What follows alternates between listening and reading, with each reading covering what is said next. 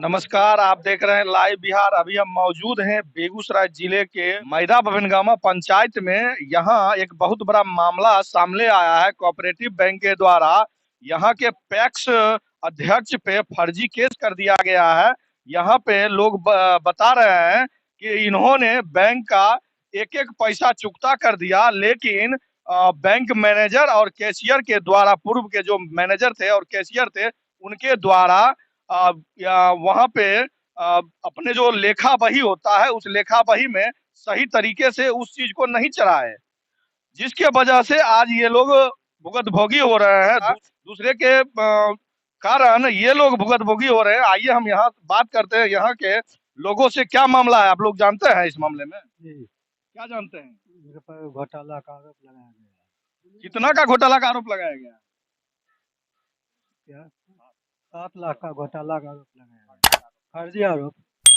अब समझ सकते हैं 7 लाख रुपये का घोटाले का आरोप लग जाना एक पैक्स अध्यक्ष के ऊपर। अभी देखिए सर, अभी हाँ बैंक में बोलिए। जमा करने जाता है, क्या चीज से हम लोग करते हैं जमा? बैंक में अगर हम कैश देते हैं तो स्लिप देता है। उस जमाना में ना तो मोबाइल था ना मैसेज आता था, तो आदमी जो बैंक का स्लिप आज से 12 साल पहले का कौन संभाल के रखता था? चलिए ये रख रखे थे संभाल के। अभी आप सब चीज देख लिए हैं। अभी जो अकाउंटेंट है, पहले क्या था, ऑनलाइन नहीं था, वो लोग क्या अपना बही खाता में मेंटेन करता था। और हर साल में जब ऑडिट आता, 9 डिज बैंक जब दे देता है, अगर मान लीजिए आप किसी भी चीज के अकाउंट क्लियरेंस मतलब होता है 9 डिज, जब 9 डिज इनको 2021 तक का दिया हुआ है, 22 तक का, उसके बाद फिर कहाँ से केस होता है सर? हम लोग जो अगर जो बैंक से लेते हैं किसी चीज का, अगर मान लीजिए मेरा प्रूफ के आधार कार्ड है, अगर हम लोग जो बैंक में पैसा जमा करते हैं तो एक रिसीविंग देता है, वो रिसीविंग का ही आधार पे ना हम मानेंगे? आप मान लीजिए रिसीविंग नहीं रहता इनके पास, तभी क्या होता बोलिए आप? कहीं न कहीं बैंक के द्वारा इसमें साजिश की गई है, चूंकि पहले के समय में ऑफलाइन काम होता था और उसी समय 2010 से लगभग 14-15 तक का है ना। 2009 से लेके 2014 तक ये थे।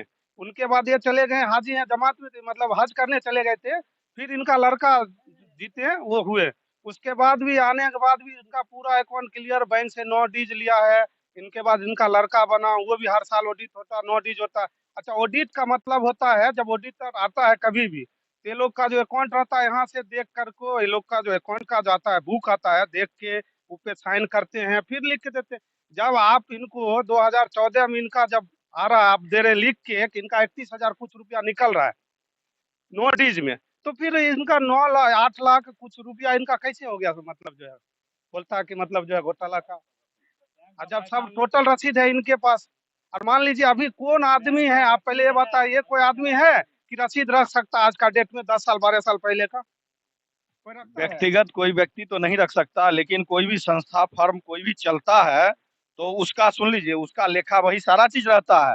और उस लेखा बही में अगर धोखाधड़ी किया जाता है तो वो कहीं ना कहीं वो साजिश है और जानबूझ के किया गया है। ठीक है सर, मानता हूँ, ठीक है रखता है। 9 डिज का मतलब क्या हुआ आप ही बताइए? जब हम बैंक जाते हैं, हिसाब का मतलब है कि 9 डिज अगर दे दिया बैंक, तो फिर हम उसको क्यों रखेंगे संभाल के?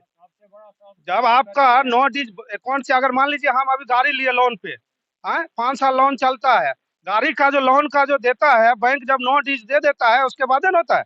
जब सेम ही है कंडीशन, लोन अगर हम लिए, फाइनेंस किए लोन में, तो उसमें 9 डिज का मतलब क्या, पहले सो बताइए हमको। 9 डिज का मानते है या नहीं है? नो ड्यूज का तो मतलब हो गया कि आपके ऊपर कोई बकाया नहीं है। लाइए, थोड़ा लाइए ना, हम दिखाते हैं। दिखाइए अमृत रंजन, ये दिखाइए, ये सारा सारा जितना भी मतलब ये लोग जमा किए हैं, क्योंकि संस्था चलाते हैं तो संस्था का रिकॉर्ड रखते हैं। ये लोग 2009 से लेके 2014 तक का टोटल, ये चूंकि पूर्व अध्यक्ष थे जिनके ऊपर केस हुआ है, ये सारा का सारा रिकॉर्ड रन लीजिए उतना। ये देखिए, ये पूरा का पूरा आप समझ सकते हैं, ये रसीद है। इसमें इनका ही रुपया लगभग 31,000 के आसपास इनका ही निकल रहा है। अब समझ सकते हैं, जहां इनको बैंक नो ड्यूज भी दिया है। लाइए, ये दिखाइए, बैंक नो ड्यूज दिया है, तो फिर कैसे इनके ऊपर केस कर दिया गया? कहीं ना कहीं इसमें साजिश की बू आ रही है। और ये जांच का मामला है, इसमें जिला पदाधिकारी से हम आग्रह करेंगे कि इस मामले को जल्द से जल्द जांच करे और जो निर्दोष लोग हैं जिनके ऊपर एफआईआर कर दिया गया है उनको इस चीज से बरी किया जाए। और भी हम दिखाते हैं, देख सकते हैं ये बैंक का, कोऑपरेटिव बैंक का एक ऑडिटर है। ऑडिटर का नाम है पीके झुनझुनवाला, जो चार्टर अकाउंटेंट है भागलपुर के।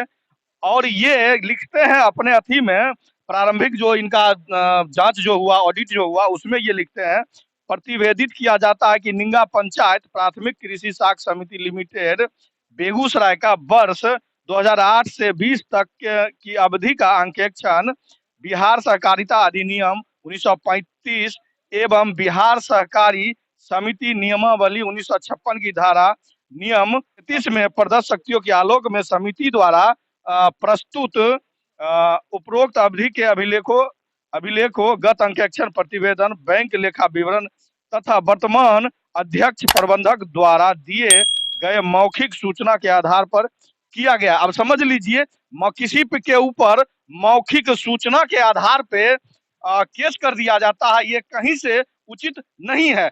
कहीं ना कहीं लेखा होना चाहिए। सारा कोई भी संस्था या बैंक कुछ भी चलता है तो उसका हर एक चीज का लेखा जोखा रहता है, उसका ट्रांजैक्शन रहता है, उस आधार पे होता है। किसी व्यक्ति के मौखिक कर देने से केस कर देना, ये कहाँ तक जायज है? और भी लोग हैं, हम उनसे बात करते हैं। हाँ बताइए। जो बोल रहे हैं निंगा पंचायत, ये निंगा पंचायत को है ही नहीं, अधिक कभी रहे नहीं। और ये मैदा पंचायत हुआ, मैदा बगिनगमा हुआ, और निंगा पंचायत का नाम से उनको जो दिए हैं, जो अकाउंटेंट अगर ऑडिट किया है जो भी है, और हमको तो लगता है कि वो आया भी नहीं है, उनका ऑफिस में बैठ के वहीं से लिख पढ़ के जो मर्जी है दे दिया। अगर जो आते हैं, ऑडिट का मतलब होता है बैंक से लेना, बैंक का स्टेटमेंट लेंगे, स्टेटमेंट लेकर को अगर बैंक में मान लीजिए कुछ रसीद नहीं चढ़ाया इसका, ठीक है, जो चढ़ाया वो भी तो ऑडिट पे नहीं दिया है। 7 लाख कुछ जो इनका चढ़ाया हुआ है, 6 लाख कुछ, वो भी तो नहीं आया ना ऑडिट में। वो वहीं से लिख के जो मर्जी हुआ लिख दिया। लिखने के बाद जो है मान लीजिए पहले जो घोटाला वाले थे उन्होंने रखा ऑडिट को। अब मेरे हिसाब से अब क्या किए नहीं, क्योंकि यहाँ पे इसलिए दिया देखा जाता है फर्जी, इनका जो है एड्रेस भी सही नहीं है। ये तो निंगा पंचायत नहीं है, ये मैदा पंचायत है। अब मंदा, ये मतलब निंगा पंचायत का तो नहीं है ना फैक्स, मैदा अलग है निंगा अलग है। तो उस चीज से आप लोग देखिए, अगर मान तो लीजिए अगर कहीं ना आएगा। कहीं इसमें एक चीज और आ रहा है सामने बात, कि ये जो पंचायत है वो मैदा बबिनगामा है, और उसमें जो जिक्र किया गया है निंगा पंचायत का, तो समझ लीजिए जो दूसरे पंचायत का मामला उसको उठा के दूसरे पंचायत के व्यक्ति के ऊपर थोप देना और केस कर देना, ये कहाँ तक जायज है? लोग हैं और लोग क्या जानते हैं आप इस मामले में? जी, हम तो यही जानते हैं कि 2014 में जब ये हुआ है तो उसके बाद इनका लड़का 2 बार बने हैं पैक्स अध्यक्ष। तो इस उससे पहले ही हो जाना चाहिए था। और अभी तो इसमें तो साजिश है, बस हम यही जानते हैं।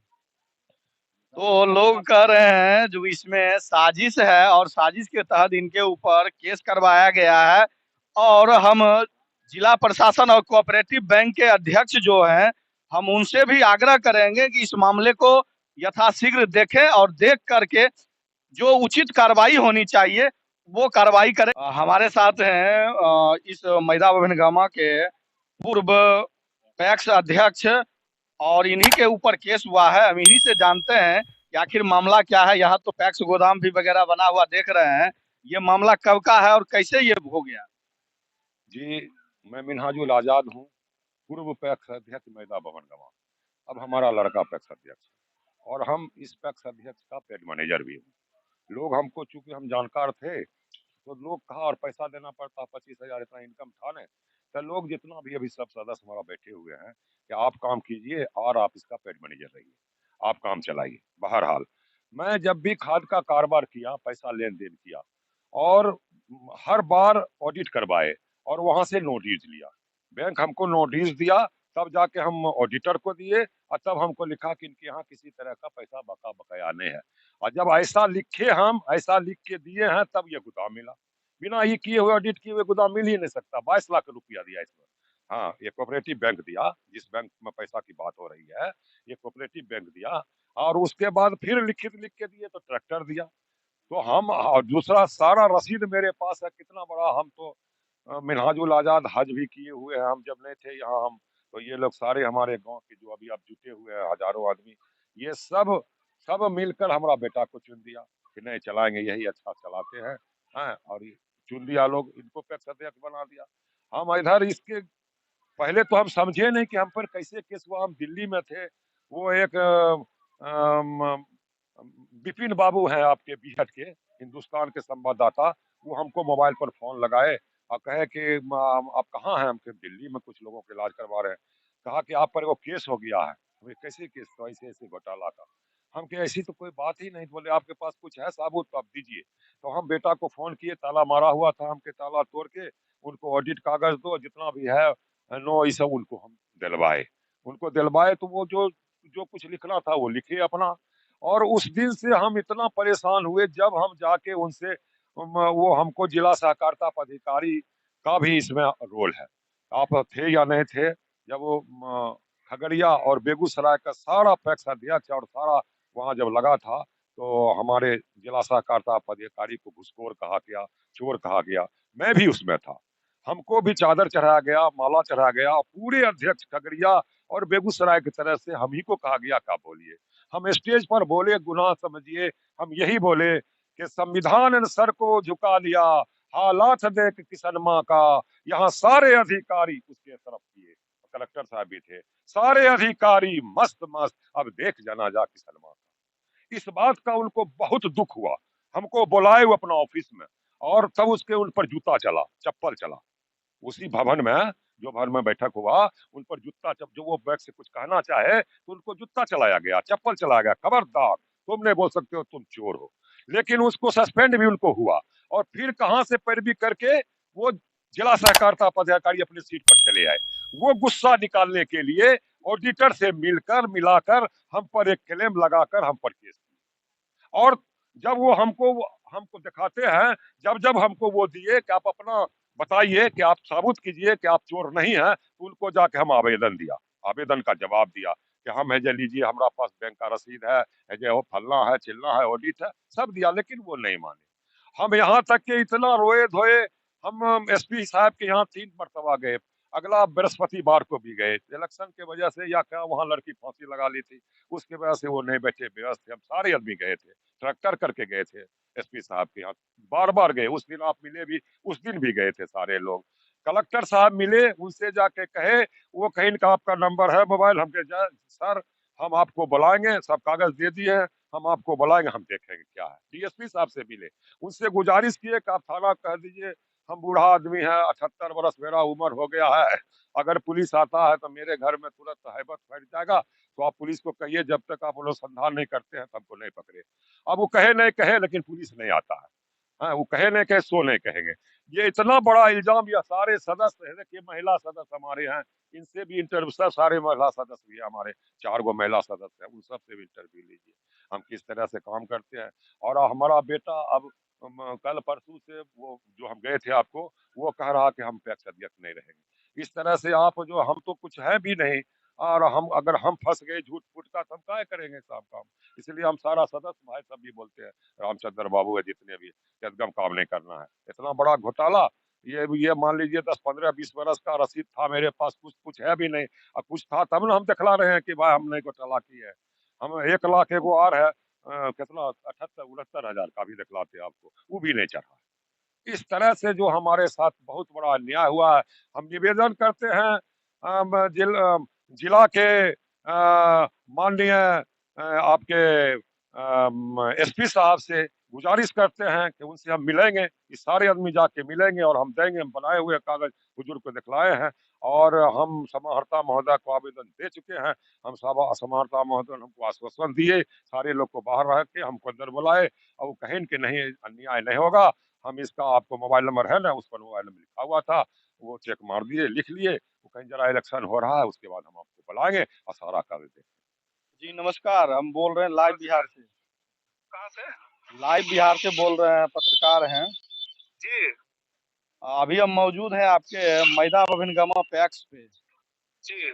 और आपके पूर्व अध्यक्ष थे, उनके ऊपर केस हुआ है। उस मैटर पे आपका क्या कहना है? पूर्व अध्यक्ष मैदा पैक्स में मिनहाजुल थे, हाँ। तो उनका जो है सो फ्रांस से लेन देन कर रहे थे, तो उसमें वो कुछ जमा उमा किए थे। अच्छा हाँ, जो उनके खाता में एंट्री नहीं हो पाया था। अच्छा। मेन बात है कि उस समय अकाउंट था मैदा भवन गमा के नाम से।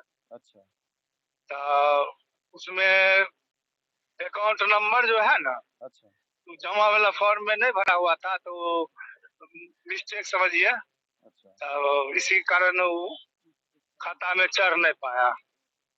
किसका मिस्टेक ये है, बैंक का या जो पैक्स अध्यक्ष उनका थे? भी मिस्टेक है। खोज खबर भी नहीं किए, जिसके कारण वो अच्छा, तो खाता पे हमने तो चढ़ नहीं देखा पाया। कि आप बैंक की ओर से नो ड्यूज दिया गया है, तो जी। नो ड्यूज जो बैंक देती है वो किस आधार पे देती है सर? नो ड्यूज होगा किसी अकाउंट पे। अच्छा हाँ, जैसे वो अधिप्राप्ति का काम करते होंगे ना, अच्छा। तो अधिप्राप्ति जब खत्म होता है, हाँ तब उनको नो ड्यू दिया गया होगा, वो जिस अकाउंट से किए होंगे अधिप्राप्ति। अच्छा।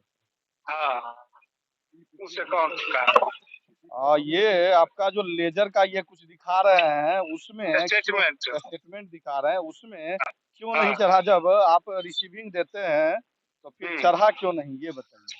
हाँ, बोले ना, जो अकाउंट नंबर देखिए, रिसीविंग में जो वो होगा ना उनके पास में, हाँ, उसमें खाता नंबर नहीं चढ़ा होगा। तो ये बताइए बैंक कैसे ऐसे सादे पेज पे ऐसे किसी को दे देगी रिसीविंग? ये बताइए, बैंक का गलती है कि सादे नहीं? पेज पे बैंक का पेन स्लिप होगा ना जमा वाला, हाँ, उस पे रिसीविंग मिलता है ना। तो रिसीविंग कोई भी चीज पे भैया मिलता है तो उसमें बैंक का खाता नंबर चढ़ाया जाता है, बगैर ऐसे कोई खाता भी बैंक नंबर, आप कैसे पैसा रिसीविंग जमा दे दिया करने जाए? के लिए आए खाता में, अकाउंट नंबर नहीं चढ़ा है, तो अकाउंट में पैसा जाएगा नहीं। अच्छा, तो पैसा हाँ। कहाँ गया ये बताइए। बैंक में है, सस्पेंस अकाउंट में होगा, या जहाँ भी हो बैंक में जमा है। सब पुर्जा हमें लगा के फोटो स्टेट करा दिलिए। हाँ हाँ, जो ये है पास में। सस्पेंस अकाउंट में है तो भैया मेरे, तो आप किसी के ऊपर केस कैसे कर दिए ये बताइए। आपका बैंक से थोड़े केस हुआ है। बैंक आपका सीए लिखता है जो बैंक के प्रबंधक के मौखिक अति आधार पे हम केस कर रहे हैं, तो मौखिक आधार पे केस होता है। मौखिक आधार पर तो इसके बारे में तो हमको बोलिए रहे जाए, इस पे हम थोड़े हम केस करवाए हैं, तो बैंक कैसे से केस थोड़े होगा? हुआ है। वो सीए उसमें लिख रहा है कि बैंक मैनेजर के, तो आप उसमें नहीं उसको दिए हैं इस तरह का कोई आदेश? आदेश बैंक से मांगा, जो भी मांगा जाएगा वो दिया जाएगा। तो केस जो किया गया है तो इसका मतलब केस फर्जी किया गया है। इसके बारे में तो जब जांच होगी उसके बाद ही पता चलेगा। तो बगैर जांच किए हुए भैया कैसे केस हो जाता है ये बताइए ना। इसके बगैर बारे जांच में किए। हम थोड़े जो केस किए हैं वही ना बताएंगे। बताइए एक चीज, पहला नंबर, ये एक लंबा समय बीत गया, इस बीच में बैंक कहाँ था और ऑडिटर साहब जो केस किए हैं वो ऑडिटर साहब कहाँ थे? जैसे सोसाइटी का पैसा जमा हुआ तो एक साल में उसका मतलब ऑडिट करवाते हैं ना। हाँ हाँ। तो ऑडिट के समय तो उनको पैसा खोज खबर करना चाहिए ना। खोज खबर नहीं के कारण इतना समय, लंबा समय हो गया। अगर उसी समय खोज खबर होता, उसी समय चढ़ जाता। अच्छा, एक चीज और ये मामला आ रहा है जो निंगा पैक्स अध्यक्ष का के कहा जाए केस किया गया है, तो ये निंगा के उस समय पैक्स अध्यक्ष थे? उस समय नहीं थे, तो फिर इनके ऊपर कैसे हो गया? ये तो बैंक और चाहे ऑडिटर है, ये तो आप लोगों का दोष है ना, इसमें किसी निर्दोष लोगों को क्यों फंसाते हैं आप लोग? निर्दोष वही तो हम बोले, जांच करवाने के बाद पता चलेगा ना, जो पैसा लिए है नहीं लिए है क्लियर हो जाएगा। जमा किए हैं तो फिर इनके ऊपर थोड़े केस होना चाहिए। ये तो केस हो गया ना भैया। जमा का रिसिप्ट होबे करेगा। जमा का सारा ये रिसीविंग दिखा रहे हैं, जहाँ तक हो रहा है बैंक से ही इनका रुपया निकल रहा है। हाँ, तो निकलेगा तो खाता में जाएगा, खाता में रहेगा। ठीक है, तो बैंक की ओर से आप लोग बैंक की ओर से इस पे क्या कर रहे हैं? बस इनको मदद कर रहे हैं, जब जब ही जो मतलब बोले हैं उस हिसाब से हम लोग मदद किए हैं। चलिए ठीक है, इससे देखिए हम लोग और आगे बात करते हैं। ये बताइए जो इनके ऊपर पूर्व के पैक्स अध्यक्ष जी हैं, इनके ऊपर केस किस आधार पे किया गया?